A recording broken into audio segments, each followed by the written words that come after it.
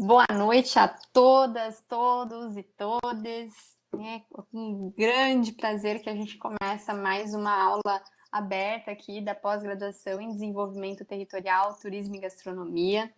Eu sou a professora Priscila, aqui está comigo a professora Beatriz. Nós somos docentes de uma disciplina que se chama Turismo e Gastronomia Criativa. E nessa disciplina, assim como em outras do curso, a gente também tem o cuidado de convidar pessoas de fora do curso para que a gente possa dialogar, para a gente conversar sobre temas que muitas vezes a gente não dá conta e, sobretudo, faça essa ligação entre diferentes territórios. E dentro desse processo da gente pensar quem que pode vir, o que a gente pode fazer, que temas que a gente pode falar, a professora Beatriz, num dado momento, fez um roteiro, né, muito legal no Rio. E aí ela me mandando fotos, vídeos, eu falei, Beatriz, vamos, essa pessoa precisa estar aqui no curso, a gente precisa conversar, eu quero conhecer, por favor, dê um jeito. E aí ela conversa com o Cosme, querido, muito obrigada mesmo, novamente, né? Te agradeço por ter aceito esse convite. Eu estou literalmente com água na boca para te ouvir falar. Tenho muitas perguntas, fiquei super empolgada de ver o trabalho que tu faz e ele dialoga muito bem com o que a gente pretende aqui. Então, essa nossa pós-graduação é à distância, a gente tem alunos do Brasil inteiro, gente que às vezes pega a ideia de um lugar e consegue aplicar em outro, a gente vai conectando pessoas. Hoje a gente está com essa aula disponível para quem quiser assistir. Então, foi divulgada de forma aberta para que o público externo também possa agregar. E quem ainda não é aluno da pós-graduação, se por acaso quiser ser nosso aluno, nos siga nas redes, né? Aqui no YouTube, a gente tem lá o canal no WhatsApp também. E eu deixei um link aqui no bate-papo para quem não é aluno do curso, pode se inscrever ali, que no momento que chegar próximo do próximo processo seletivo, a gente faz o envio, né, dos materiais aí de divulgação, tá bem? Então, Cosme, também tu é um convidadíssimo como turismólogo, né, fazer parte da nossa pós, por favor, venha, né, a gente precisa de ti em todos os lados. E mais ou menos em maio a gente tem nova seleção, lembrando que o nosso curso é 100% EAD e totalmente gratuito, né, que nos torna acessíveis aí uma boa parcela das pessoas que não estão não só aqui no Brasil, mas também fora. Né? A ideia é que a gente possa conectar várias regiões, vários territórios, vários continentes, porque é isso, né? A gente precisa se unir. E aí, Bê, eu vou deixar para ti apresentar o Cosme de forma mais organizada, mais linear. Perfeito, obrigada, Pri. Então, pessoal, boa noite, Cosme, obrigada por ter aceitado o nosso convite.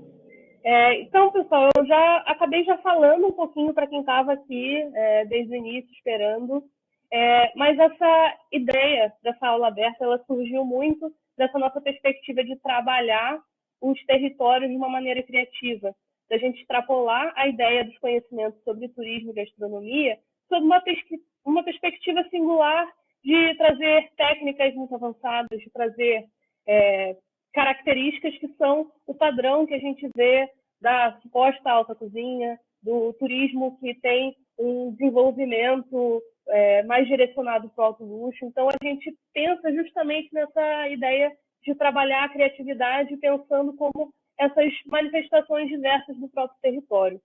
Então, quando a gente chega nesse ponto de tentar entender, a partir da perspectiva do turismo e da gastronomia, como que a gente pode pensar isso de forma criativa no território, na nossa última aula, a gente teve um bate-papo riquíssimo com a professora Lawrence, e quando a gente fosse pensar em turismo, a gente ficou aqui matutando como seria esse momento, e eu tive o contato, encontrei pelo Instagram o trabalho do Cosme, acompanhei vários vídeos, acompanhei os guiamentos que eram feitos e fiquei encantada justamente porque era uma área da cidade de onde eu sou. Então, sou do Rio de Janeiro, sou de Niterói, São Gonçalo, mas vivencio o centro da cidade do Rio de Janeiro desde criança.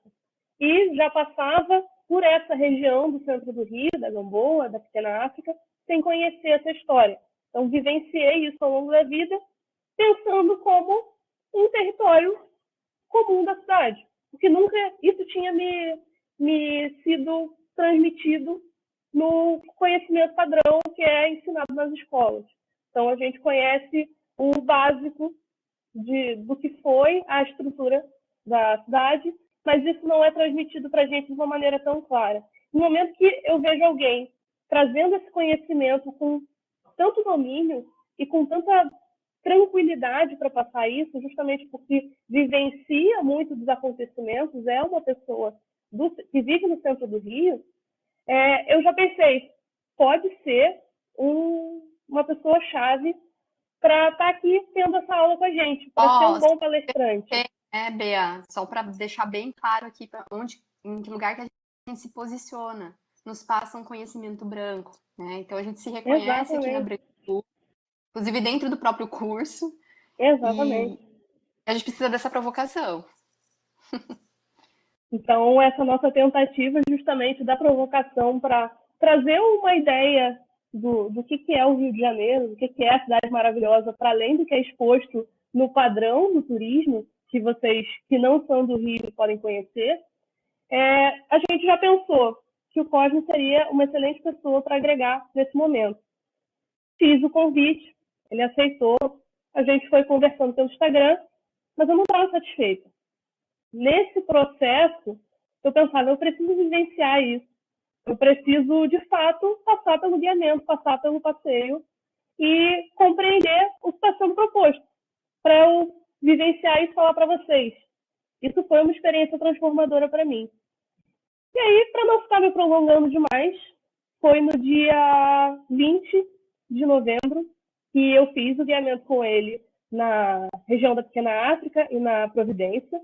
E foi assim uma experiência fantástica de realmente compreender melhor uma história que é negada por uma população inteira. Então, que agora, com pessoas que dominam esse conhecimento, a gente consegue ter um contato maior e entender toda a energia, toda a vivência que tem nessa cidade. E eu não vou me prolongar demais, vou agora passar a fala para o Cosme, fazendo essa apresentação do currículo dele. Então, nosso convidado de hoje é o Cosme Vinícius Philipsen, guia de turismo e ativista de direitos humanos, criador do Rolê dos Favelados, que já levou mais de 25 mil pessoas para conhecerem o Morro da Providência e a Pequena África, realizando também em outras partes da cidade, como Vila Autódromo, Maré, Alemão, Rocinha, Santa Marta, Salgueiro e Zona Portuária Herança Africana e Pequena África. Esse trabalho é reconhecido pelo Departamento de Turismo da Unirio como um novo modelo de guiamento pela cidade, o primeiro guiamento de ativismo do Brasil. Ele também é criador do Samba Providência, uma roda de samba que desde 2018 vem exaltando a cultura popular e a resistência através da música e apresentações de dança na Providência. Então, Cosme, seja muito bem-vindo.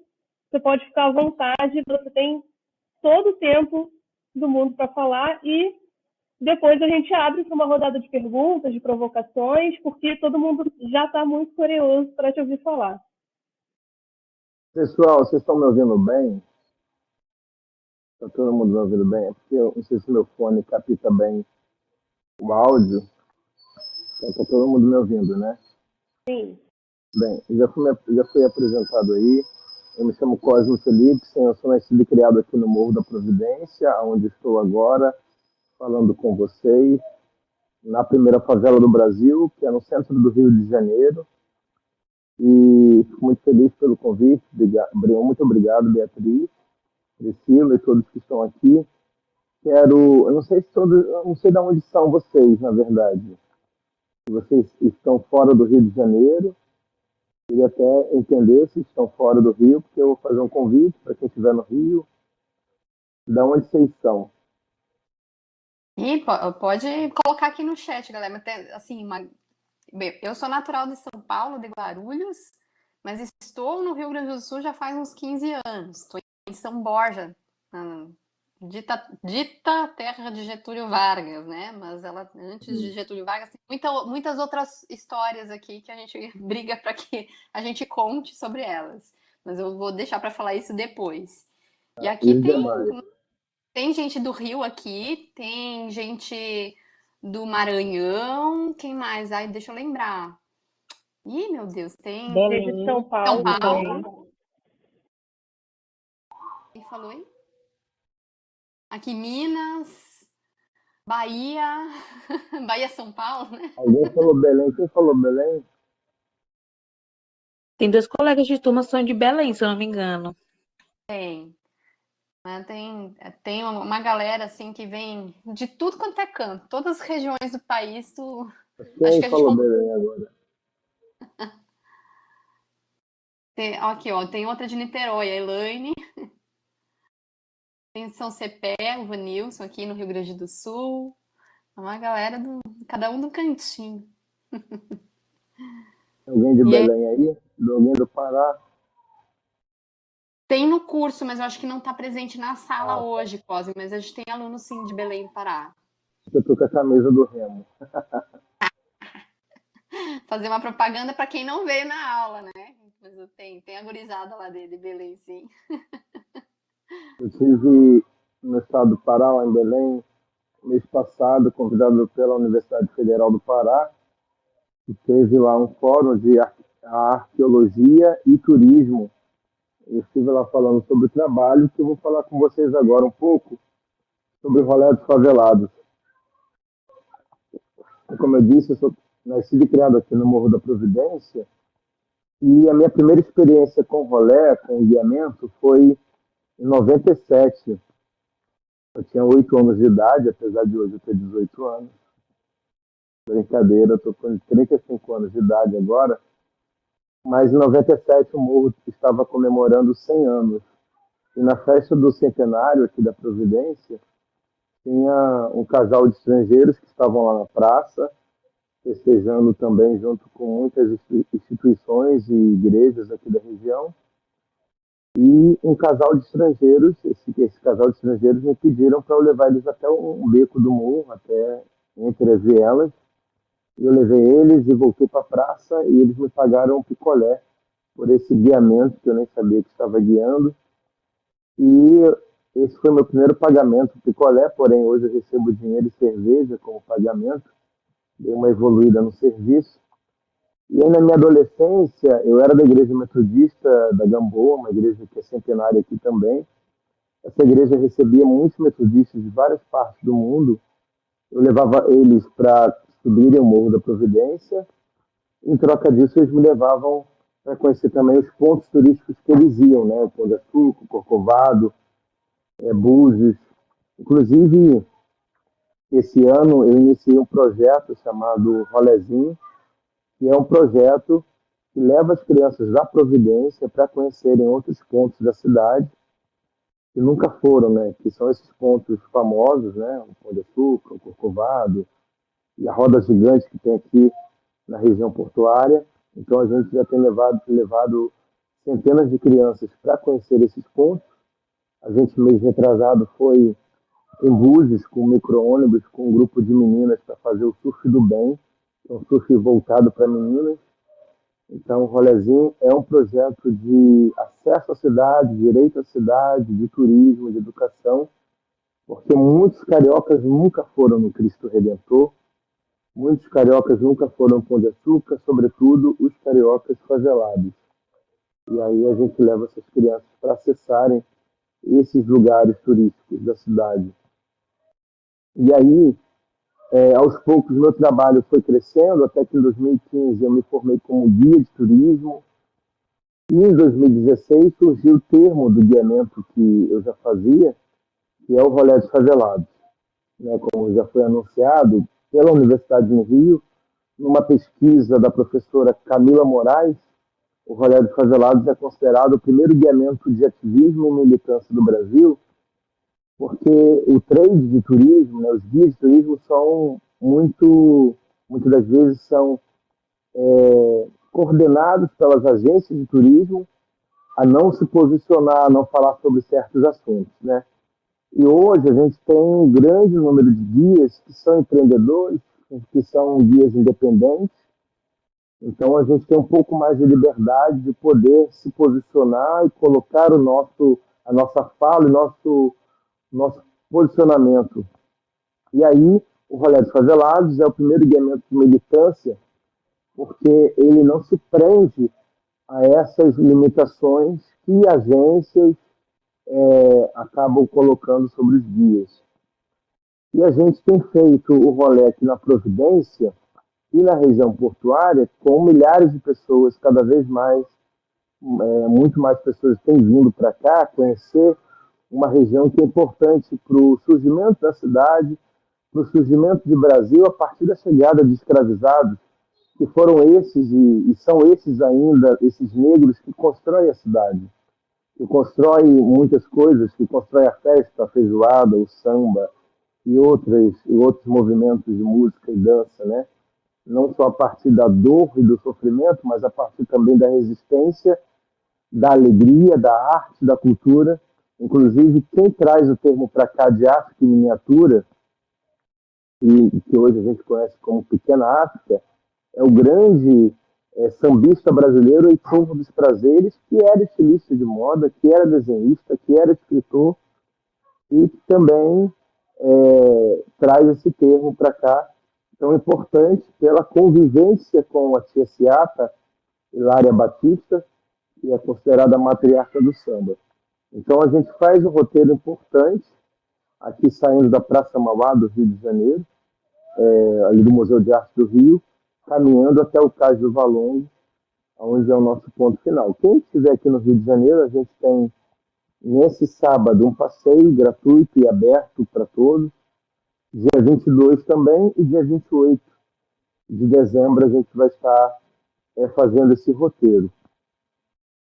A gente tem, e aí eu acho muito interessante, né, turismo e gastronomia, a gente tem essa palavra e essa ideia de turismo, muitas das vezes, muito elitizado, para alguém que possa pagar, ainda mais quem se forma como guia de turismo, sabe que muitos dos nossos clientes são famílias e empresas que às vezes têm um poder aquisitivo maior do que os nossos, então é um trabalho um pouco mais para a elite, né? Quem é que pode pagar um guia de turismo em um passeio particular? Então esse guia e esse turismo é treinado a atender o prazer e o lazer de pessoas que estão podendo pagar por isso, né? A gente sabe que quem está aí com mochilão, quem está no rolê para conhecer e na correria, na maioria das vezes não contrata um guia de turismo. Então esse guia ele tem que ser treinado a atender um público. E quando a gente cria o Rolê dos Favelados é exatamente para incomodar e para tirar de um lugar de conforto esse turista. E aí subir uma favela sem guia de turismo é não ter sem guia de turismo favelado, na verdade, é não ter uma sensibilidade sobre o território. E ainda mais vir no Rio de Janeiro e não conhecer a Zona Norte, a Zona Oeste, as favelas, as periferias, Madureira, Providência, entre outros lugares, através de um morador, não conhecer o real Rio de Janeiro. Porque o Rio de Janeiro não é só Copacabana, o Rio de Janeiro não é só Ipanema, o Rio de Janeiro não é só o Pão de Açúcar e Corcovado, né? O Rio de Janeiro, e para conhecer o real Rio de Janeiro, você tem que transitar através desse morador e dessas localidades que não estão expostas nesse turismo, nesse roteiro tradicional que a cidade se propõe a colocar nos outdoor e nas mídias principais. Então, subir uma favela com o favelado é você conhecer a real cidade, como se vive esse favelado. E daí o Rolê dos Favelados se propõe a fazer um contraponto ao Favela Tour, e ao Jeep Tour, e ao Safari Tour, que são agências e guias de turismo que muitas das vezes não são do território e não têm propriedade para falar desse território e reforçam estereótipos e preconceitos desses lugares. Mas, ao mesmo tempo, para quem serve e a quem serve a fala e o pensamento de que não se pode subir numa favela, né? A gente teve em 2017 um assassinato de um corpo não matável, de uma pessoa branca espanhola. Eu digo corpo não matável porque a gente sabe que há uma comoção muito grande quando se tem, né, esse assassinato dessa pessoa que era espanhola. Enquanto hoje e ontem e a todo momento a gente tem pessoas negras, pessoas faveladas, pessoas até brancas, pobres e nordestinas que são periféricas, que são assassinadas, mas não há uma comoção internacional como se teve daquele corpo europeu que foi assassinado. Então, naquele momento, a partir de 2017, em 2010, no governo do Lula, já tinha sido criado um projeto aqui no Rio de Janeiro de convite e foi colocado milhões de reais para as pessoas, era o Contour, que era para as pessoas conhecerem as favelas como Santa Marta, Vidigal, Rocinha, entre outras mais. E alguns anos depois, esse mesmo governo, não o mesmo governo, na verdade, o Estado brasileiro, ele desconvida as pessoas a subirem as favelas.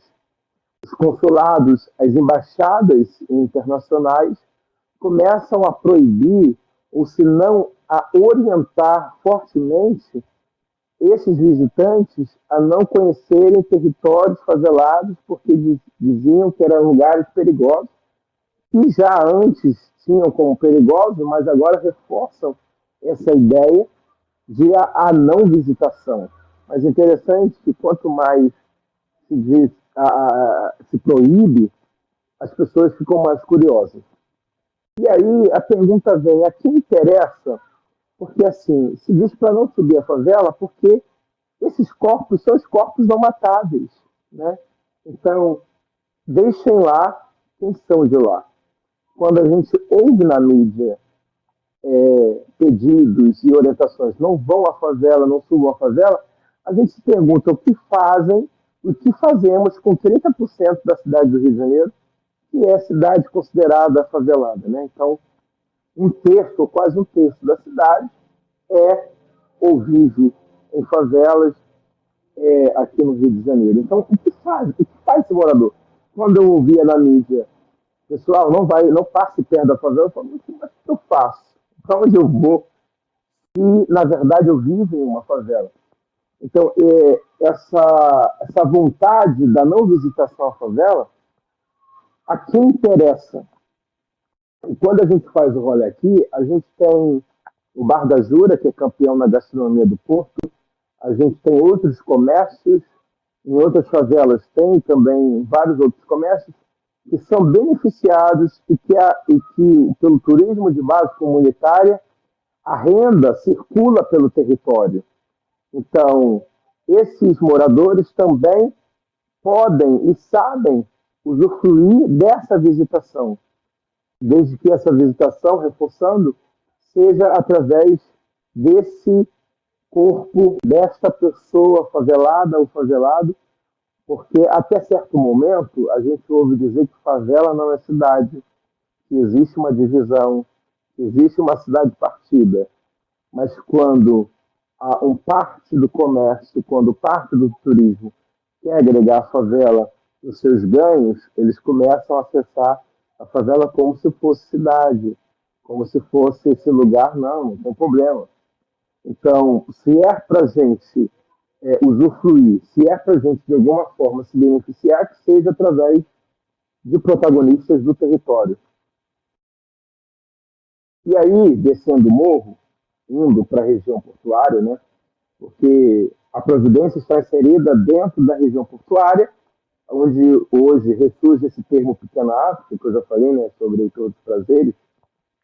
E aí, para mim, a Pequena África da Pequena África é o Morro da Providência, que no circuito da herança africana a gente tem o Cais do Valongo, a Pedra do Sal, nós temos o MUCAD, o Museu da História Cultural Brasileira, entre outros pontos. São 6 pontos principais.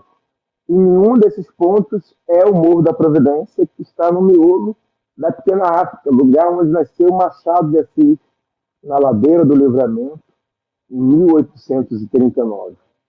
O Morro da Providência é o lugar onde os ex-moradores da região central do Brasil, quando o cortiço chamado Cabeça de Porco é demolido pelo prefeito Barata Ribeiro, esses moradores sobem. Quando termina o massacre de Canudos, na Bahia, os ex-combatentes da Guerra de Canudos vêm para cá e ocupam esse território, dão o nome de Morro da Favela, favela com dois L's, favela que em Canudos era a planta que predominava um morro chamado Morro da Favela lá, e aqui eles dão o mesmo nome de Morro da Favela para o Morro da Providência, porque era parecido com o Morro da Favela lá em Canudos. Então, esse lugar ele não está inserido dentro do circuito da herança africana.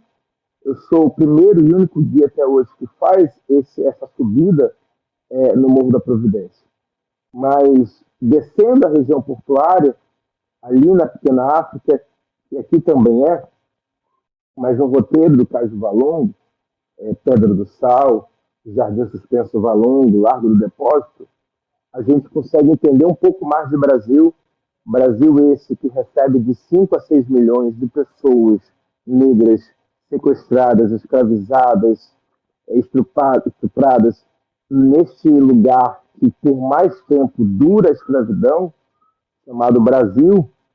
A gente vê como vai surgindo a cidade, como vai surgindo o Brasil, né? Dos 5 a 6 milhões que chegam no Brasil, metade passa pelo estado do Rio de Janeiro, que hoje é o estado do Rio de Janeiro. Então, esse número não só fica aqui, como vai sendo distribuído em Minas Gerais, São Paulo, sul do país, entre outras regiões.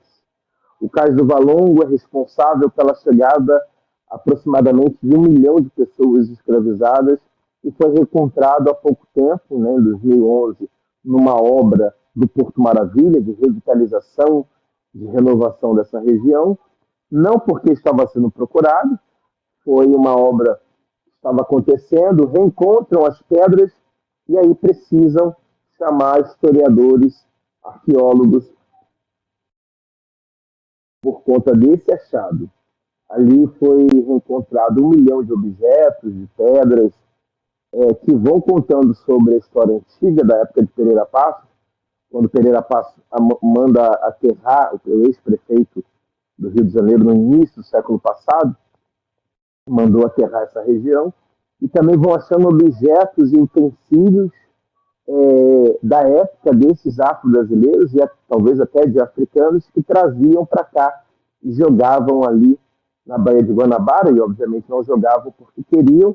A escravidão mandava esses negros abandonarem todos os seus utensílios, seus objetos, para apagar a memória, a identidade, a cultura, apagar, né, a identidade desse ser que vinha para cá. E por mais que tenham tentado apagar a espiritualidade, a religiosidade, a cultura, a história, a gente ainda hoje estamos aqui e mantemos vivos as nossas experiências e parte, né, da história que se rompeu com o continente africano. Então, o meu trabalho ele vai diretamente a esse resgate, a essas histórias que muitas das vezes não são contadas como deveriam ser contadas nas escolas, nas universidades, em cursos, e a gente vai resgatando um Brasil perdido, um Brasil que precisa se reconectar com a sua africanidade, com as suas histórias, né? E passa por religião, e passa por cultura. A gente está num lugar onde sofreu duramente as perseguições ao samba, à capoeira, as africanidades do candomblé, da umbanda. Apesar de eu ser evangélico e pastor, eu sei o quanto que terreiros são, até hoje, atacados e sofrem discurso de ódio, porque eu e você que está me ouvindo, somos construídos a demonizar a religiosidade do povo negro. Somos construídos a demonizar, a negativar o que é do preto. Então, todo sambista da era inicial do samba tinha passagem pela polícia. Os capoeiristas, né, eram presos, e do jongo, do carimbó, do que é que seja que fosse expressão afro-brasileira, tinha perseguição pela lei da vadiagem. A lei da vadiagem foi o presente que o Estado, que o governo deu para os negros após a abolição. Eu sempre peço nos meus guiamentos uma lei ou uma iniciativa após o dia 13 de maio, o dia da abolição. Eu peço que me digam, e nunca me dizem nada, nunca conseguem dizer uma lei de reparação, de indenização ou de incentivo a essa população. Muito pelo contrário, né? Essa população não recebeu terra, cavalo, comida, casa, emprego, recebeu, na verdade, perseguição. Por isso, até hoje, somos o país que mais aprisiona gente negra. Nós temos a terceira maior população carcerária do mundo, e dessa população, 77% se considera preto ou pardo. Isso não é à toa. Isso é resultado de um Brasil que vai ainda mantendo um projeto que não é um desgoverno, é um projeto organizado de massacre e de tentativa de genocídio de uma população que tem uma cor, que tem uma cultura. Então, não quero me prolongar muito na minha fala, mas só dar esse panorama geral sobre o trabalho que eu executo, que eu realizo aqui no território onde estou, da pequena África, e abrir também para conversação, para perguntas com as pessoas que estão com as suas câmeras fechadas. Imagino que algumas estão escondidas, outras não. Mas eu sempre no finalzinho digo assim, gente, pode abrir a câmera para a gente conversar, né? Que agora é a hora da gente fazer aquele movimento de perguntar tudo que a gente quer, né? Então, Cosme, cara, que legal, assim. O teu trabalho me inspira um monte, sabe? Até comentei com a Bea. Eu queria fazer umas trocas contigo e eu vou aproveitar esse momento enquanto o pessoal abre a câmera e se organiza. Eu tô num lugar aqui que se chama São Borja, que é no interior do Rio Grande do Sul, fronteira com a Argentina. É um lugar que a gente tem uma presença negra muito significativa, mas extremamente invisibilizada, dado todo o processo, né, de eugenia que a gente tem aqui no Rio Grande do Sul. O projeto político de embranquecimento aqui deu muito certo, né? Muito certo no sentido da coisa funcionar a ponto de eu chegar em sala de aula e ver um aluno preto, às vezes retinto, e ele não se reconhecer como uma pessoa negra, né? E, inclusive, na certidão de nascimento tá lá, branco, né? Porque houve toda essa construção histórica para que, né, as pessoas se vissem neste lugar que era um lugar desejado, mais seguro, com todas as questões históricas que tu sabe melhor do que eu, não é? E eu chego neste território, que é São Borja, que a gente vê a presença, mas ao mesmo tempo tem a ausência dos marcos, né? A ausência do simbólico em diferentes esferas, seja nos espaços de religiosidade, que são extremamente escondidos, a gente fica sabendo assim, tem ali no fundo do quintal de não sei quem, né? É um lugar que não é acessado, histórias de personalidades negras aqui da cidade que não são contadas, a gente não tem movimento negro aqui na cidade, pelo menos constituído, né, de forma organizada hoje, e enfim, e chega, né, um curso de turismo aqui no Instituto Federal Farroupilha, um curso de gastronomia, com um monte de pessoas brancas, como é a academia de forma geral, né, no país inteiro. E eu fiz esse processo apenas muito recentemente, porque até então eu não tinha me reconhecido como mulher branca dentro da academia e dentro da minha branquitude. E nesse processo eu me dei conta, assim, do quanto que a gente trabalha aqui dentro dos nossos cursos e uma militância que ainda está em processo, né? A gente ainda não avançou nisso, da gente não trabalhar outros temas, da gente não trabalhar outros olhares, porque a gente vem dos discursos embranquecidos. E aí eu passei, assim, muito recentemente num negócio que, assim, eu peguei emprestado da Sandra Petit lá, que é a Pretagogia, e aí eu chamo de turismo pretagógico para ter um nome acadêmico para coisa. Mas a verdade eu falei assim, é impossível eu, como mulher branca, chegar aqui e falar, vamos fazer uma rota, vamos fazer um roteiro de afroturismo. Não é o meu olhar, tipo, eu venho de uma outra trajetória, de uma outra vivência, de uma outra outro sentir de mundo. E aí eu falo, e aí, o que eu faço aqui, né? Qual o nosso papel enquanto pessoas brancas dentro desse processo? E eu entrei em contato com uma senhora aqui que chama Pepe, na verdade, Elizabeth Ceci Vargas da Luz, uma mulher preta, Pepe, que conhecida como PEP, enfim, que tem toda uma trajetória vinculada à ancestralidade, à religiosidade que é dela, não é nem banda nem candomblé, tipo, é tudo junto e misturado. E a Pepe começa a caminhar comigo pela cidade. E acho que ela fez o que tu faz, né? Ela veio. E não foi assim, intencional. A gente foi caminhando e ela foi me contando histórias. E eu falei, que loucura isso, né? Acabei escrevendo as histórias, transcrevendo as histórias dela, as histórias são delas, no meio de uma metodologia em que ela corrigia tudo que eu transcrevi. Eu falei que eu emprestei minhas mãos.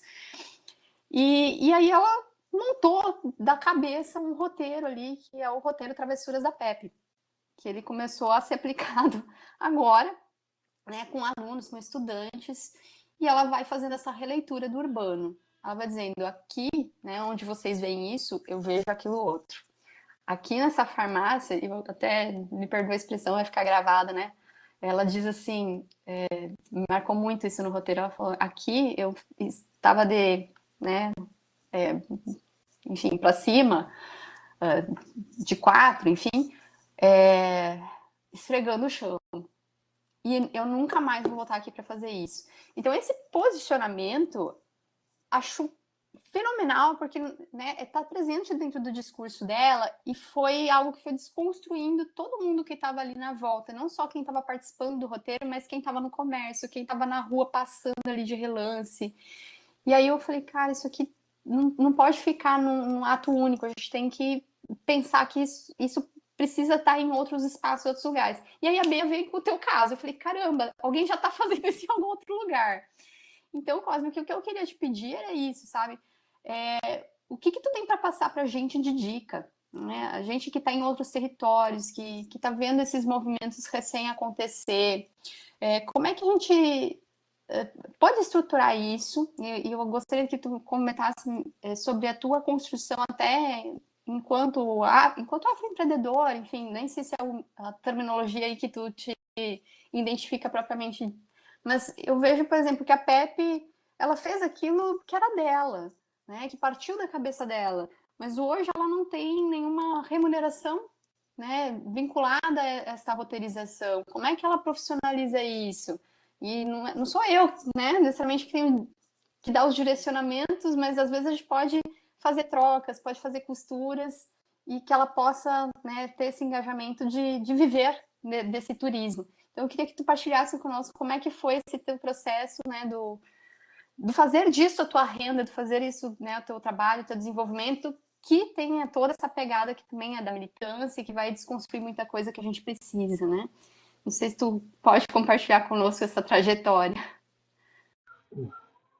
Olha, eu sempre fui no meu território uma pessoa muito inquieta e sempre procurei me envolver e estar por dentro das situações que aconteciam aqui. Em 2010, o Morro da Providência recebeu a 7ª UPP do Estado do Rio de Janeiro, a unidade de polícia pacificadora, né, porque tinha grandes eventos, megas eventos para acontecer no Brasil e no Rio de Janeiro, a Copa, que seria em 2014, as Olimpíadas em 2016. Então, um pouco antes de 2010, já tinha muita agitação aqui. Em 2011, o Morro da Providência recebeu um projeto de moradia que era, na verdade, para remover os moradores. A prefeitura queria remover 80% do Morro da Providência. Então, no meio dessa história, eu já fazia, eventualmente, essas caminhadas pela Providência, com grupos de igreja, ou amigos, ou escolas. E aí eu vi que eu tinha que me profissionalizar, que eu tinha que fazer o curso de guia de turismo. Então, essa é uma das coisas que eu procurei. Não tinha como fazer o curso particular, privado. Aqui no Rio de Janeiro tem o Prado Júnior, que é uma escola estadual e que forma guias, né, no curso técnico, mas surgiu uma bolsa no curso particular aqui, onde eu me encaixei, enfim, conversando na correria, a gente sempre vai caminhando em direção àquilo que a gente quer. Então, encontrei uma pessoa que está fazendo curso e minha escolha, fiz esse curso particular, mas com bolsa. E aí, eu acho que uma das coisas importantes é a gente procurar a oficialização, a profissionalização daquele setor que a gente quer seguir. E aí eu procurei me formar como guia de turismo. Na verdade, não era nem só para ser guia de turismo, é porque eu via que tinha muita gente que fazia TCC, mestrado, doutorado, e pós, e pesquisas aleatórias aqui na região portuária, e às vezes eu cedia parte do meu tempo, uma manhã, uma tarde, um dia inteiro, para acompanhar de bom coração, mas eu pensava, eu não posso estar oferecendo, né, a minha... E aí era uma consultoria que eu dava, né, como morador, como um pesquisador do território, e eu preciso de alguma forma ter uma renda, né, porque eu fazia às vezes gratuitamente, ou sentava para almoçar, pagava o meu almoço, eu falava, não, eu tenho que ter, de alguma forma, algum meio que eu me sustente com isso, né, porque cada vez crescia mais essas pesquisas. Então, através dessa função, dessa profissão de guia de turismo, eu comecei, quando se tinha essa procura, quero conhecer a Providência, quero caminhar, quero conversar com você. Ok, beleza, então eu tenho aqui esse serviço que tanto tempo, esse valor, e assim aos poucos eu comecei a dar valor, a dar o meu preço, né, naquilo que eu já era procurado, que eu já era pesquisado, mas não tinha um mecanismo oficial, um mecanismo para poder ser remunerado. Então, daí surge também essa vontade de eu poder me formar, me qualificar nesse sentido. Então, acho que esse viés, e aí como a gente está falando de turismo e gastronomia, a gente na região portuária tem uma campeã na gastronomia do Porto, que é a Dona Jura, que em 2012 teve um festival chamado Sabores do Porto, e ela ganhou como melhor festival, como melhor prato do festival, que foi um prato de nhoque é a lajura, que é nhoque de camarão, mas ela é muito boa no que faz, na feijoada, no mocotó, na dobradinha e outros pratos que ela faz aqui. Então, eu acho que quando a gente está no território, a gente poder alcançar desse território a alma desse território, o sabor desse território, o cheiro desse território, a cultura desse território, então procurar elementos, né? Aqui a gente tem Dona Jura, tem eu no pandeiro, tem essa caminhada, a primeira favela, então o Morro da Providência não é essas principais favelas turistáveis como a Rocinha, Vidigal, Santa Marta, porque são favelas de Zona Sul, e se hoje a Providência é mais turistável, é por conta do colégio favelado, é por conta desse trabalho que eu faço, que já trouxe milhares de pessoas para conhecerem o Morro da Providência. E aí é por conta também desse encontro e reencontro de possibilidades para ser apresentado para um público. Público esse que é escola, que é carioca, que é gente de São Paulo e que é gente de várias partes do mundo. E colocar nesse público, né, a gente guia como um guia de turismo, mas também guia como professor, com uma forma didática, pedagógica, de dizer a esse público o que pode e não pode ser feito.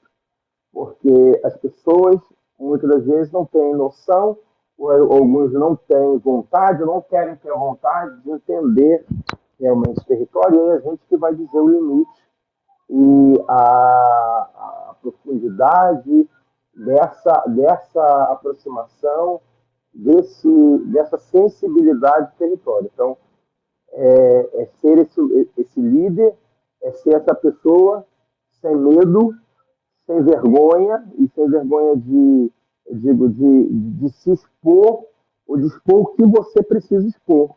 E também de não expor e de não mostrar o que não quer mostrar, ou do que não quer falar. Porque muitas das vezes nós somos tidos como a pessoa que é responsável. A gente não é babá, né? Assim como as mulheres não são babás de macho escroto, os negros não são babás de brancos escrotos, os LGBTs não são babás de pessoas héteras, cis, que não têm, na verdade, uma real vontade de entender e conhecer. Então, há limites e há limitações a serem colocadas e serem respeitadas. Então, tem pessoas que vêm aqui e querem fazer, né? Já tive grupos de 5, 6 anos atrás de jovens israelenses que queriam se aproximar das armas, de boca de fumo, queriam maconha, queriam cocaína. Eu falei, eu sou de turismo, eu não sou traficante. Eu não sou varejista de droga, na verdade. Porque traficante, para mim, está na Vieira Solto, está na Avenida Atlântica, em lugares ricos. A traficante, para mim, está na Lerge, está em Brasília, em lugares poderosos. Né? Quem na favela é varejista de droga. E eu não sou esse varejista de droga. Eu sou uma pessoa que trabalha a cultura, a história, a identidade desse território. Então, há um limite dessa aproximação. E é engraçado que, muitas das vezes, colocam a gente em lugares que eles acham que temos que estar. Por exemplo, uma mulher negra que não samba é mal vista, ela precisa sambar, né? Ela precisa saber sambar. Né? Então, esse corpo, muitas das vezes, é colocado em lugares, né? E como a gente vê aí, muitas das vezes a mídia trabalha o corpo negro como o cara que é segurança, que é o policial, que trabalha numa novela como escravizado, né, como escravo.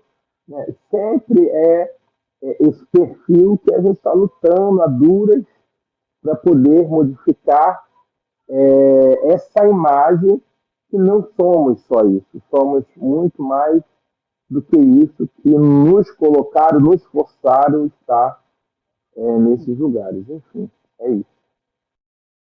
E aí vou pegar o teu gancho, Cosme, fazer uma segunda pergunta enquanto eles nos pronunciam. Enquanto os alunos não levantam a mão, eu vou aproveitar. Tu falou dessa questão da profissionalização, né? De ir para academia. A gente vai abrir um curso de guia aqui. Eu até estava comentando com a Bea antes, né? A gente vai abrir um curso de guia online, também vai ser 100% EAD, gratuito, enfim, que dá um certo acesso. Mas como a gente está num lugar... Vai ser guia, porque tem guia estadual, tem guia nacional, vai ser focado em algum estado? O regional. E aí... Regional, então vai ser de qual estado? Para nós aqui no Rio Grande do Sul. Mas a intenção é a gente ir crescendo, né? Para a gente fazer o nacional e ampliando. Até porque como a gente está aqui pertinho da Argentina também, para nós o internacional não é sonho distante. A gente também quer ver adesão, enfim, abrir o primeiro, ver como é que funciona. Tem toda uma questão de estruturação. E aí eu estava comentando com a Bia, né, que eu falei, cara, eu não consegui botar nenhuma disciplina de afroturismo no curso, ou algo nessa pegada. E aí entra essa função do guiamento ativista, que é um termo que não estava no meu repertório e tu me chamou a atenção, mas isso, né, o projeto já foi, então só numa revisão de PPC futuramente. Mas isso me incomoda, né, porque eu queria saber como é que foi para ti essa visão dentro do curso de guia, né, dentro do teu profissionalizante, aí, dentro do teu ingresso dentro na área educacional. Porque eu não sei se você teve uma experiência muito diferente do que a gente acaba construindo por tabela em função dos lugares embranquecidos que ocupamos, né? A gente construir um curso que não tem essa visão crítica. Consegui algumas coisas legais, falei para a B, consegui uma disciplina lá para falar técnicas de guiamento para turistas com deficiência. E eu vi que no teu guiamento tinha lá intérprete de Libra também, que eu achei show, uma coisa que aqui a gente está começando a organizar e está tendo aderência, está tendo aprovação. Agora, outros discursos, outras abordagens, nem sempre. Então, eu queria saber se tu teve uma experiência muito diferente disso, ou se você se esbarrou com um modelo bem tradicional, eurocentrado, dentro da tua formação técnica, e como foi esse rompimento também, se houve, né?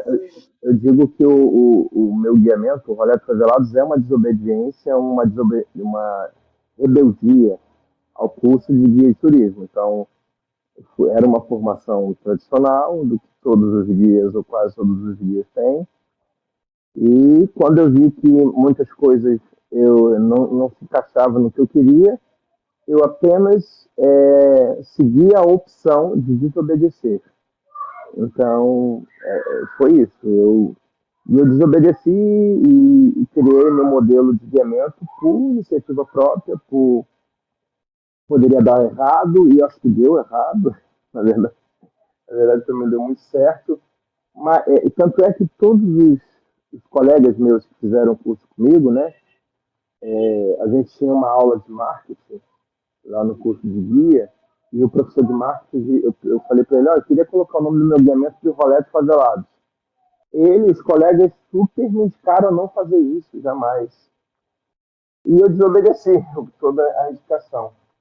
E de todos os colegas, né, com todo respeito, o meu trabalho foi e é o que tem mais visibilidade e teve progresso, né, no ramo do turismo. Porque, imagine se eu seguisse o padrãozinho que quisessem, se eu seguisse à vontade, eu não seria eu de verdade, eu não seria o meu trabalho de verdade.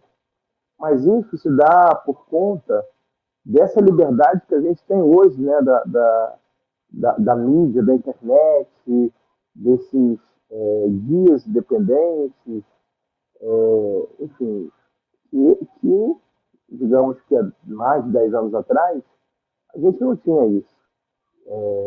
As agências eram um lugar onde o guia conseguia o trabalho.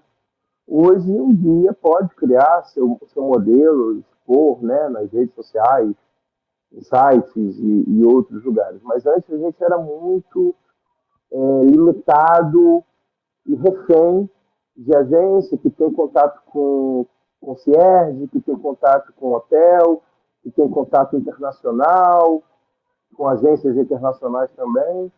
Então, hoje a gente vai quebrando isso e vai podendo dar a cara ao nosso rolê, ao nosso tour, do jeito que a gente quiser. Então, assim, tive muitas orientações a não fazer o que eu faço hoje. E toquei o foda-se. Ai, que bom que tu falou, né? Que eu tava aqui me segurando, falei, cara, será que eu falo ou não falo? Rai, pode falar, pode abrir câmera aí. Boa noite, Cosmo, tudo bem? Boa noite a todos, né? Já dei uma palavrinha aqui antes da gente entrar em aula. E, assim, a tua história, assim, motiva a gente a pensar muito grande, né? A não se limitar em questões que não é só porque o amiguinho da escola não apoiou que eu vou deixar meu sonho morrer. E é muito interessante quando tu fala e vai contando a trajetória, a gente pensa, nossa, o sonho dele pode se tornar meu e se tornar para outras pessoas também.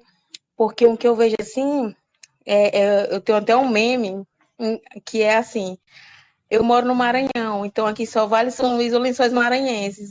Não existe mais o resto acabou-se, só existem esses dois lugares. Pelo menos para cá, quando a gente fala assim, eu moro no Maranhão. Ah, você conhece São Luís? Aí eu, não conheço. Ah, você conhece Lençóis Maranhenses? Ah, não conheço. E uma questão que eu fiquei, Você mora assim, onde, no Maranhão?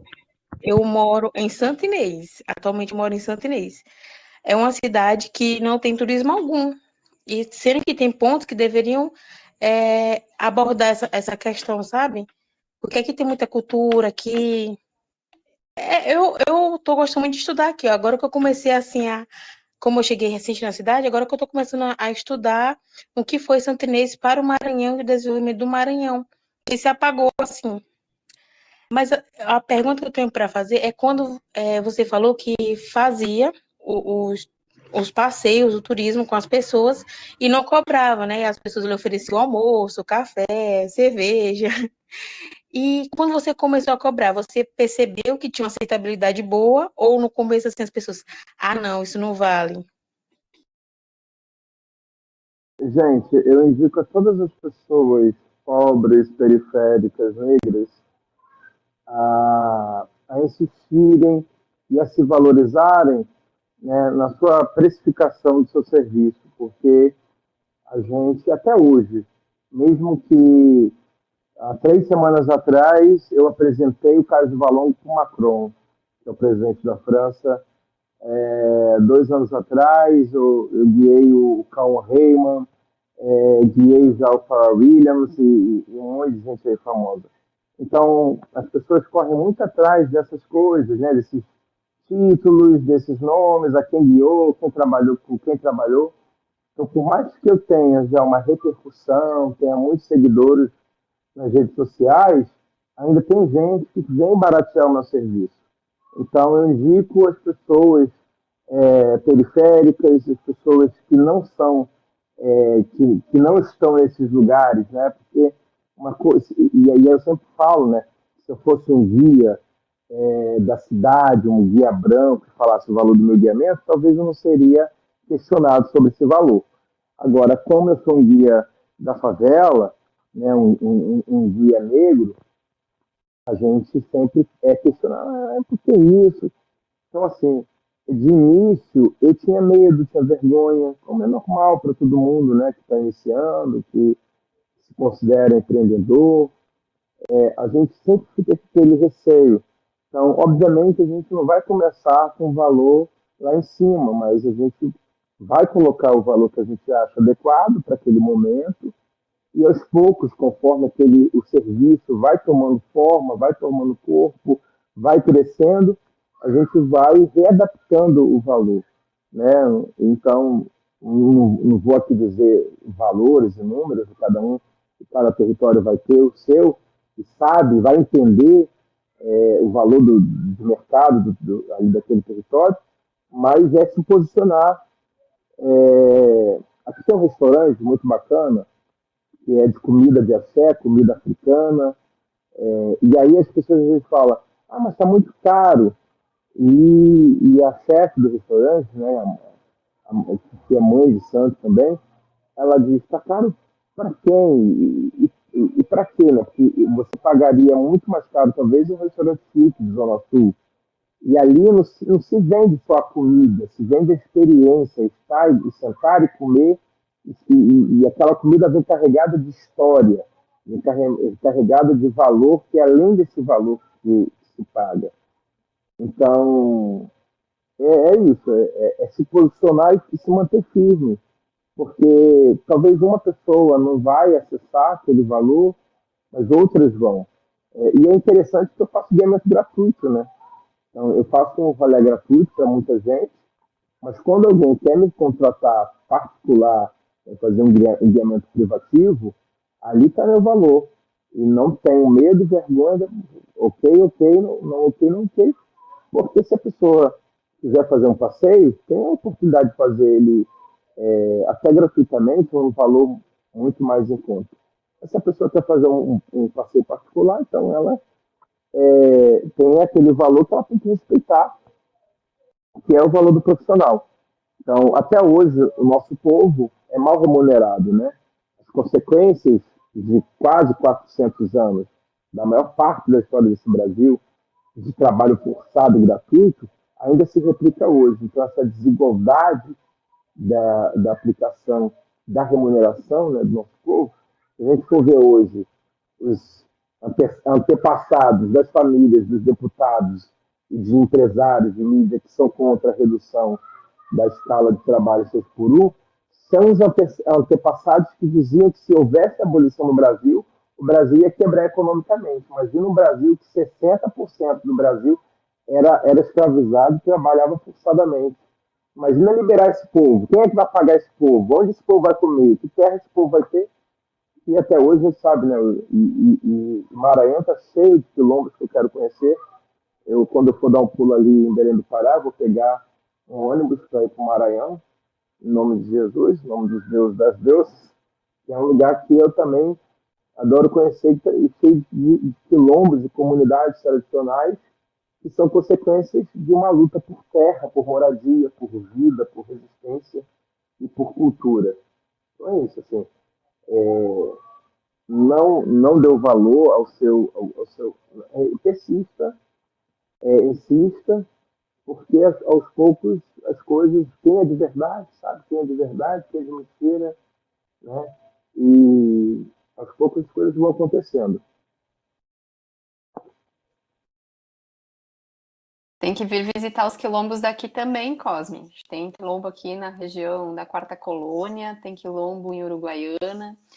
Suspeito assim, porque eles não estão formalizados, né, dentro das oficialidades brancas, mas a gente tem um quilombo urbano aqui em São Borja, não dito, mas ele existe. Né? E até mesmo esses territórios se reconhecerem como quilombo é um processo, né? E tem quilombo que está se reconhecendo há pouco tempo como quilombo. Você fala, às vezes, eu mesmo, quando fui visitar um quilombo a primeira vez, eu falo, gente, eu não sei que é um quilombo, então onde mora um quilombo também. Que a gente afastam da gente, né, essa possibilidade. E o quilombo, ele quando você declara o território quilombo, ele carrega direitos e possibilidades que muita gente não quer que a gente tenha. É o sentir as histórias, né, que tu tinha comentado. E o quanto o campo é importante para gente que faz turismo, porque ele tira, assim, tudo que a gente faz do escrito, do acadêmico, embora necessário para a gente marcar aqui também, senão a gente não muda e não faz gente que só lê isso pensar, mas ele tem um limitador, né? O campo ele vai trazer o sensorial, o sabor, né, a vivência que não importa o que eu vou fazer aqui dentro da academia, o campo vai me trazer outras oportunidades para que os alunos se vejam, se reconheçam e tudo mais. Gente, vocês têm pergunta? Aproveita e levanta a mão, senão eu não fico sabendo, não. Enquanto o pessoal vai ficando tímido aí, pensando nas perguntas, eu só fico aqui cheia de provocações e fervilhando, pensando o que foi a experiência vivida realmente desse guiamento e também quais foram os outros momentos em que eu passei por um processo de guiamento e, assim, antigos ou recentes. E parece que agora existe um estranhamento muito maior do que existia antes, depois dessa fala que eu acho que ficou marcado para mim para sempre. Essa questão do guia ser sugerido a não se manifestar. Ele tem que se manter neutro, essa proposta da neutralidade para não expressar a sua individualidade. E isso foi uma coisa que eu percebi muito forte em todas as suas falas. Então, você expõe tudo o que você está pensando e eu olhei e pensei, eu nunca tinha presenciado isso. Então, assim, em todas as vivências em que eu precisei, em que eu passei por algum momento de turismo, eu nunca tinha presenciado alguém que realmente trazia a vivência, trazia a realidade, expunha o que tinha a oferecer aquele território, mas a partir da própria reflexão, da própria personalidade. E aí, recentemente, vivenciando atividades turísticas padronizadas, bem generalizadas, em um território que tem orgulho das suas vivências imigrantes europeias e brancas, que também passa por um processo muito fortalecido de embranquecimento da população e que se orgulha bastante disso enquanto política pública, eu passei por um guiamento e aí a gente transmite também, puxa essa ideia também da questão da remuneração, que quando eu fui fazer o guiamento contigo, eu levei até meu pai, quis levar todo mundo, fui chamando todos os amigos, todo mundo que podia ir junto. Eu pensei, um valor justo. É um grande passeio, é um grande momento de aprendizado que eu achei fantástico. Nesse outro processo, nesse outro território, que foi um pouco mais recente, então já tinha promovido esse estranhamento e essa transformação depois da atividade contigo, foi bem mais caro. Foi todo um processo, todo um sistema, toda uma empresa com pessoas brancas. E o roteiro que foi proposto não foi seguido. E aí existiu um pensamento meu do tipo, tá bom, não conheço essa região, então vou conhecer um pouquinho de tudo. Mas o que aconteceu foi muito mais a visitação de espaços de memória e de enaltecimento de colonização. E todo o discurso foi uma coisa que já me incomodaria antes, mas depois de vivenciar esse processo assim, de choque com a realidade, né, com os nossos próprios privilégios da branquitude, quando alguém virou para mim e falou, não, porque essa aqui foi a casa de fulano de tal, que foi o desbravador da região, aquilo me deu um aperto no peito, me deu um nó na garganta de... Você foi? Então, quase. Mas, assim, toda essa questão da vivência, assim, de enaltecimento do colonizador, e eu pensando, gente, qual é o posicionamento crítico? A gente pode visitar esse espaço de memória, ok, mas vamos refletir isso de uma maneira mais crítica. E eu estava vendo todo mundo muito engajado na atividade, e eu olhando assim, tá bom, eu sou uma pesquisadora aqui nesse momento. Eu vou analisar as reações de todo mundo. E quando eu olhei para o lado, ao mesmo tempo da visitação desse grupo, estava acontecendo também uma visitação de uma escola pública. E eles estavam sendo recebidos por um guia vestido de colonizador, com toda a paramentação da roupa, com um cenário de caravelas atrás. Eu olhei aquilo, mas eu fiquei tão escandalizada que eu pensei, eu não consigo mais vivenciar esse tipo de movimento, eu não consigo mais vivenciar esse tipo de vivência turística, porque assim, já era esquisito para mim, mas eu olhava com um olhar de, olha, isso é tão caricato, isso só pode ser uma piada, estão fazendo um teatro, e depois perceber que isso é a estratégia de certos lugares para se fazer turismo pedagógico, é um pouco chocante quando a gente se depara que não é tudo uma grande piada, a gente não está rindo, se realmente é a proposta que se tem para certos tipos de turismo. E aí, esse comentário meu é muito mais de esboçar esse estranhamento, porque eu tenho certeza que muita gente já teve muita vivência parecida, e unir também esses dois pontos, né, da questão da desobediência do guiamento que você expôs, mas também de reforçar essa importância da remuneração justa da atividade de guiamento, e que é delimitada pelas próprias pessoas e por essa sensação de valor do próprio serviço. Então, acho que os comentários eram mais em cima disso, e enquanto o pessoal já ia se organizando para falar mais alguma coisa. Aí já tem outra pergunta, e eu já vou emendar, Rai, com uma... Eu vou fazer a minha e tu entra já com a tua, senão o Cosme vai ficar aqui eternamente. Viu, Cosme? Emenda aí com a pergunta da Rai, mas eu tenho essa questão também. Você falou que a Camila Moraes, né, da Unirio, acabou dando essa nomenclatura, esse termo aí do guiamento ativista. Aí, se tu puder contar um pouquinho dessa história, que estudo que foi esse, como é que chegou a essa terminologia, como é que ela funciona. E aí, bora, Rai, faz a tua pergunta. É mesmo, deixa eu fazer a pergunta. A pergunta é a seguinte: Cosme, você já participou de vários grupos na hora de apresentar o lugar, o território, a área. E em algum momento você se sentiu, na hora de apresentar, acredito que você vai sendo guia mesmo, apresentando os lugares, os pontos. Em algum momento alguém desvalidou sua fala enquanto guia turístico, enquanto morador daquela área, daquele território, ou não? Nunca teve esse questionamento, ninguém nunca desvalidou. Ah, não, Cosme, é porque eu li em algum lugar, fulano de tal dos Anzóis falou isso, ou já te desvalidaram? Respondendo a Priscila, a professora daqui da Unirio, a Camila Moraes, ela tem também um observatório de turismo em favela. Então, há muito tempo, ela já pesquisa turismo em favela. E aí, em uma das pesquisas dela, ela chegou a essa constatação que o Rolado Favelado é o primeiro guiamento de militância do Brasil que se tem relato. Não sei exatamente qual pesquisa que ela estava, mas isso foi numa apresentação que eu fui na Unirio que ela colocou. E respondendo a Rai, aqui no Morro da Providência, a gente tem várias histórias sobre o surgimento da primeira favela, né? Eu acho que tudo que se diz de ser primeiro sempre tem algum outro lugar que vai defender. Por exemplo, o samba. O samba, o pessoal da Bahia briga com o pessoal do Rio, dizendo que a Bahia, o samba surgiu primeiro na Bahia e depois veio para o Rio. Ou que existe dois sambas, o samba carioca e o samba baiano.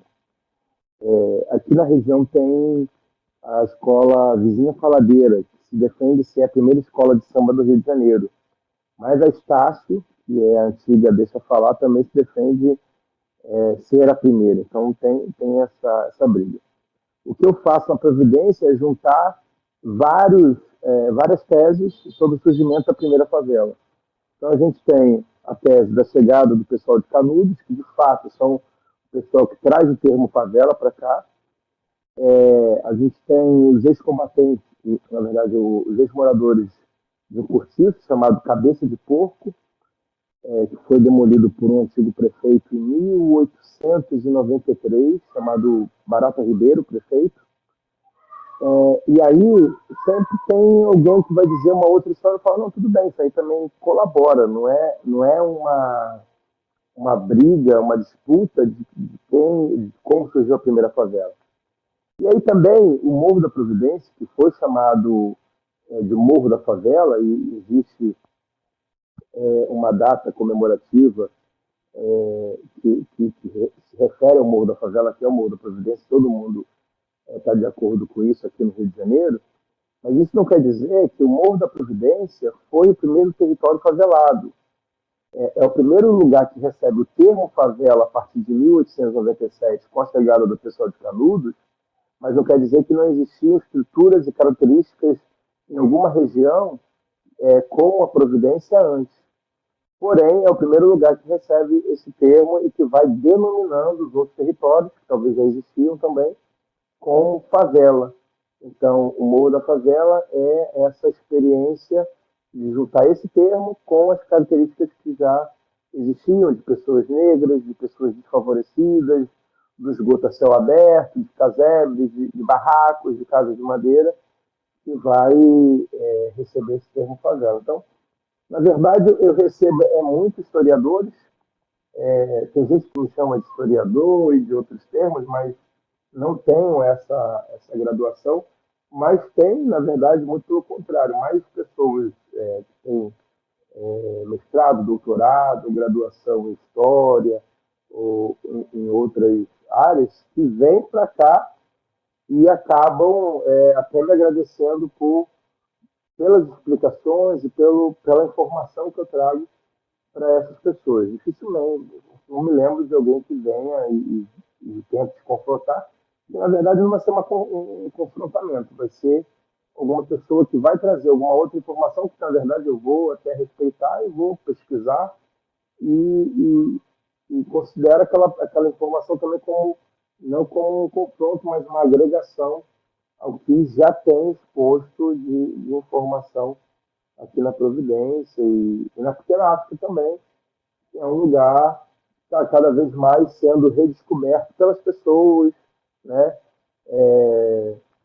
Por pesquisadores também, e eu estou sempre em encontros, em seminários, em fóruns, aprendendo um pouco mais e readaptando algumas coisas que a gente vai... porque a gente foi ensinado, a gente foi doutrinado a não conhecer a nossa história, a não conhecer a nossa gente. Eu digo nossa história, nossa gente, que não é a história do colonizador, mas a história de quem foi escravizado e colonizado. A gente foi doutrinado. Então, essas histórias não estão, muitas vezes, explícitas e tão explicadinhas nos livros, nas escolas, nas disciplinas. Então, a gente está reaprendendo e estamos contando através da nossa fala, do nosso olhar, essas histórias, né? Porque as pessoas, muitas das vezes, dizem, o Brasil ele é maravilhoso, ele reúne índio, que na verdade são indígenas, reúne branco, os europeus, reúne os negros, e temos um suco, um néctar, temos uma essência maravilhosa. Não foi isso. Teve muitos estrupos, muitos atropelos, muitos absurdos, muitas dores, muita escravidão. E ninguém quer dizer isso. E vem as pessoas dizendo, não fala sobre isso, deixa isso para lá, isso é passado. Não, isso não é passado, isso é agora. Ninguém sendo escravizado agora. As consequências da falsa abolição estão agora. Qual é a cor da favela? Qual é a cor das pessoas pedintes da rua? Qual é a cor dos nossos hospitais psiquiátricos? Qual é a cor cor dos nossos presídios? Qual é a cor de quem está na mídia, na televisão, no lugar de comunicação, de poder, de representatividade? Né? Não é a cor dessas mesmas pessoas que estão nos lugares de vulnerabilidade, de negatividade. Então, não foi ontem. Foi ontem e está sendo hoje. Quando eu falo, qual é o problema do dia 13 de maio de 88? É o dia 14, é o outro dia. Como foi um dia após a abolição? Como foi 10 dias após a abolição? Como foi um ano após a abolição? Como foi 10 anos após a abolição? E como é agora? O que viveram e o que vivem ainda esses negros? Então, não é algo... Né? A gente tem 500 anos de invasão europeia, quase 400 anos de escravidão, e agora um pouco mais de 100 anos de uma tal liberdade. Então, historicamente, a gente é mais escravocrata do que libertador. É um país que massivamente viveu em um formato. E esse formato, para tirar da mente, para tirar até de nós mesmos, que somos periféricos, que estamos nesse lugar, muitas das vezes nós mesmos acabamos reproduzindo medos, reproduzindo pensamentos, reproduzindo formatos, reproduzindo cultura, né? O que é minhas primas esticando o cabelo com ferro quente, queimando couro cabeludo há 20 anos atrás, um pouco mais, porque tentando se enquadrar em um padrão que não é o padrão brasileiro. Se a gente for ver o padrão de beleza brasileiro, o padrão europeu, branco, uma mulher magra, loura, alto, dos olhos claros, é o Jesus branco, Jesus que não nasceu na Europa, Jesus que não nasceu na Itália, Jesus não nasceu em Roma, Jesus não nasceu na França, Jesus não nasceu na Inglaterra, mas é um padrão que foi colocado como padrão lindo, maravilhoso, bonito e que tem que ser seguido. Então, a gente muitas das vezes ainda está tentando. O Estado do Rio de Janeiro, no último censo, diminuiu o número de brancos e aumentou o número de negros no censo. Por que aconteceu isso? É porque os negros estão fazendo mais filhos? Não. É porque tem negros se identificando, se reconhecendo, aceitando o seu nariz, o seu beiço, o que era feio, o que era ridículo, o que era mal visto. Então, estão aceitando o seu cheiro, o seu cabelo, a sua forma de ser, a sua cultura, a sua dança, o seu movimento. Então, isso é a partir de muita luta. Tassi.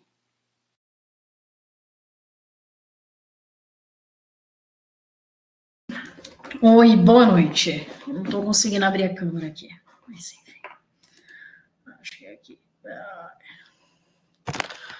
Bem, gente, Cosme, que aula, né?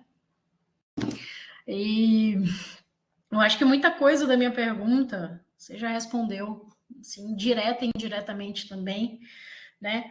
Mas eu fico sempre aqui curiosa, todas as vezes que eu venho para a aula da Priscila, todas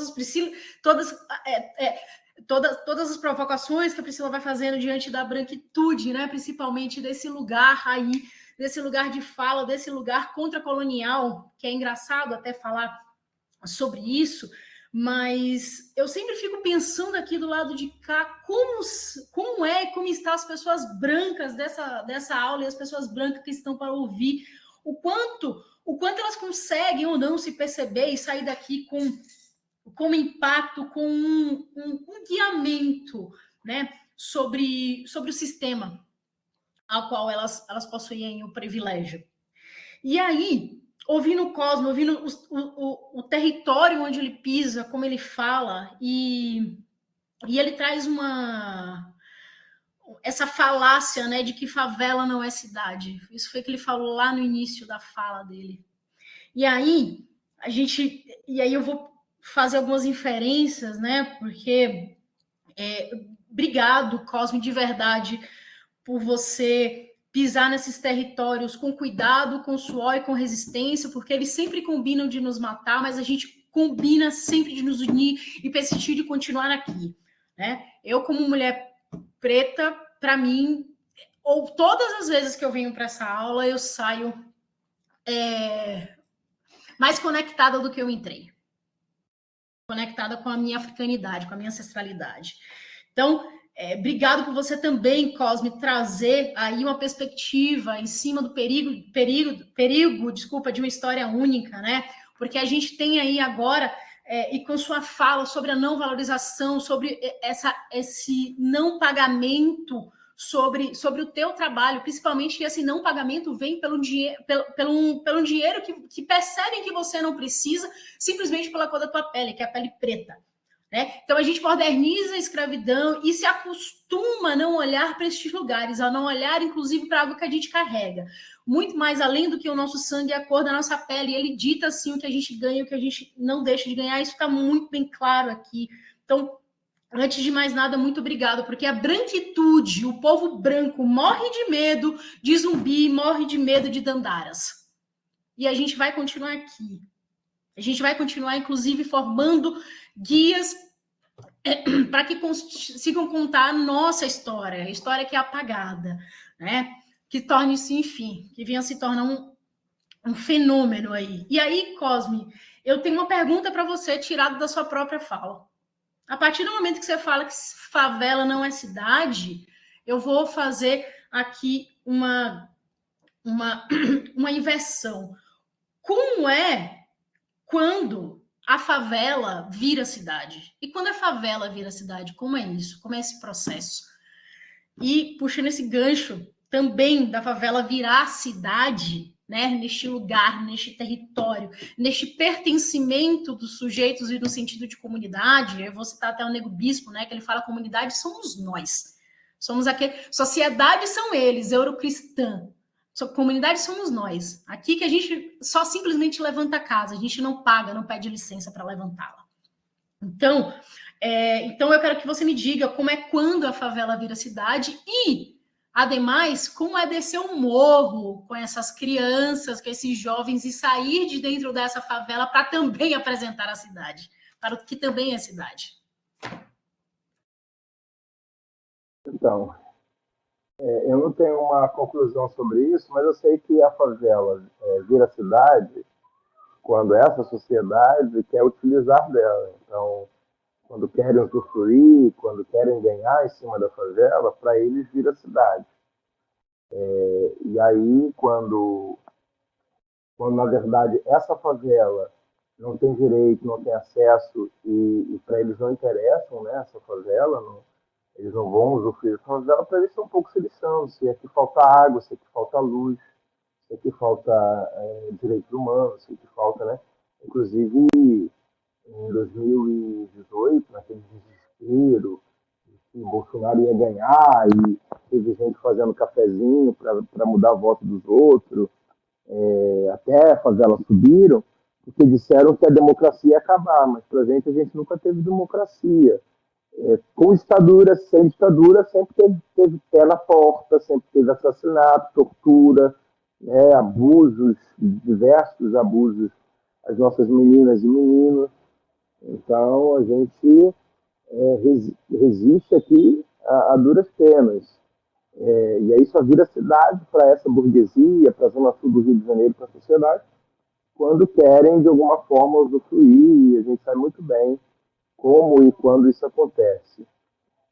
E aí o projeto Rolezinho, ele é muito interessante porque ele é uma inquietação minha de trazer muitas pessoas para conhecerem a Providência e eu ver os meus, olhando esses corpos brancos europeus, que esses mesmos corpos estão, ao mesmo dia que estão aqui, estão na escadaria Celaron, que é um ponto de visitação aqui no Rio de Janeiro, lá na Lapa, estão no Parque Lage, lá no Jardim Botânico, estão, né, no Cristo, em outros lugares, e os meus não estão. Então, eu convido aqueles que podem, até esses que vêm visitar, a colaborar para que a Providência também desça o morro para poder conhecer. E aí, falar desse morro é muito interessante. Tem samba aqui que diz que o dia que a favela descer, né, vai ter revolução, coisa e tal. Mas o dia que a favela não descer, o dia que os periféricos não forem trabalhar, não forem produzir na cidade, a cidade não produz, a cidade não opera, a cidade não realiza, não abre. Então, a gente tem uma força que nós não conhecemos, né? Se a gente paralisar, tudo para, né? Então, tudo nós produzimos então, se produzimos, também é nosso, o que produzimos. Então, é isso. É a gente saber descer e subir, ou entrar e sair dos nossos quilombos, das nossas favelas, entendendo que existe muita mentira aí, dizendo que a gente não é capaz, não pode, não somos donos de nada, mas nós estamos agora nos reapropriando e identificando que somos e temos e podemos. Então, eles temem e tremem quando a gente acessa a educação, a informação, a cultura, porque a gente não vai pedir vingança, ou quando a gente pede só justiça, só o que é nosso por direito, meu filho, a Europa não seria tão rica como é se nós pedíssemos todo o ouro, prata, diamante, força de trabalho que foi nos roubada, né? Porque existe uma ideia, uma história desse fanatismo, essa vontade para a Europa. Que a Europa é chique, é importante, não sei o que lá. Mas ninguém sabe que se ela é o que é porque Brasil, é porque Haiti, é porque África foi roubada, né? Rico é África, rico é o nosso povo brasileiro e, infelizmente, foi forçado e foi roubado a tudo isso. E aí, pelo horário, né, gente? Eu não tenho nem o que dizer mais. Claro, Cosme, eu quero te guardar numa caixinha e fazer mais milhões de perguntas, porque tu inspira. Como bem disse a Laurence na aula passada, acho que a gente está entendendo, né, a cada fala que vocês nos trazem, o quanto que a gente tem que tirar esse desenvolvimento e trazer, de fato, o envolvimento territorial. Tá? Se eu vou provocar para você fazer o curso de guia só para você trazer um guiamento ativista aí, que eu já vi que está na tua potência, em Paraisópolis. O que tu acha, Cosme? Vamos provocar a Tassi para fazer um movimento em outro território? E vem! Estamos precisando aqui também. Então, Cosme, brigadão, assim. Obrigada mesmo, não tenho nem como te agradecer. Eu tenho certeza, né, de que tudo que tu disse hoje vai ficar registrado aqui nesse formato virtual e ele vai ecoar, vai trazer outras ideias para todos, todas, né, que a gente precisa desse movimento. E depois eu quero te fazer um convite, mas eu vou deixar para depois da gravação, para a gente encerrar aqui. Beleza, me sigam lá nas redes sociais, meu Instagram é o Cosmo Oficial, me sigam lá. Vou ver aqui quem está aqui para eu seguir de volta lá, me dá um oi. E quando estiverem no Rio de Janeiro, quem é do Rio de Janeiro, venha fazer o passeio aqui. Pessoal, vocês podem ficar tranquilos que depois a gente disponibiliza lá na página do Moodle todas as redes do Cosme, para vocês seguirem, terem acesso mais ao conteúdo, porque é sempre um fervilhar de ideias. Então, já aproveito esse momento também para te agradecer, Cosme, da mesma maneira que foi transformador, que foi potente te ouvir e estar contigo no guiamento oficial, presencial, estar aqui também sendo guiada por meio das palavras, por meio dessa narrativa tão forte, tão densa, também faz toda a diferença para a gente confrontar muito do que nos foi ensinado. E a gente conseguir trazer esse fervilhar de ideias para esse envolvimento territorial que a gente tanto precisa. Então, a parceria se mantém, como a Pri falou, a gente tem convites a mais a te fazer. Não será a única vez que eu vou fazer o rolezinho, porque com certeza foi um momento muito agradável e, assim, tanto em questão de vivência turística, mas principalmente de aprendizado e de confrontamento de muita coisa. E fica reforço para todo mundo que está aqui, que é de perto, que eventualmente vai visitar o Rio, que isso tem que estar incluído no roteiro de visitação em algum momento.